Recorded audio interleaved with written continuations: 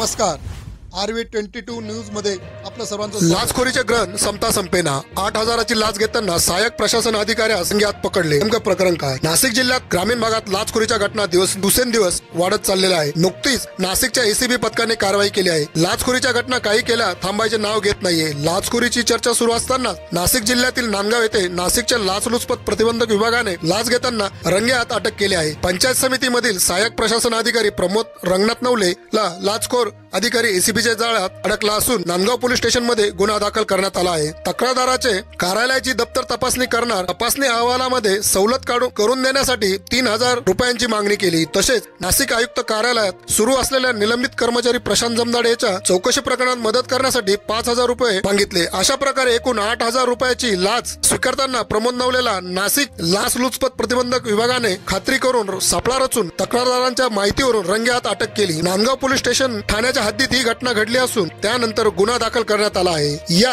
कारवाईची माहिती जिल्हा परिषदेच्या मुख्य कार्यकारी अधिकारी यांना देण्यात आली आहे। सदरची कारवाई पोलीस अधीक्षक शर्मिष्ठा घारगे वालवलकर आणि अप्पर पोलीस अधीक्षक माधव रेड्डी यांच्या मार्गदर्शनाखाली पोलीस अधीक्षक एकनाथ ग पाटील यांच्या नेतृत्वाखाली पथकाने पार पाडले। पथकात पोलीस हवालदार सुनील पवार, पोलीस हवालदार संदीप वनवे, पोलीस हवालदार योगेश साळवे यांचा समावेश होता। रात्री उशिरापर्यंत नांदगाव पोलीस स्टेशन मध्ये गुन्हा दाखल करण्याचे काम सुरू होते।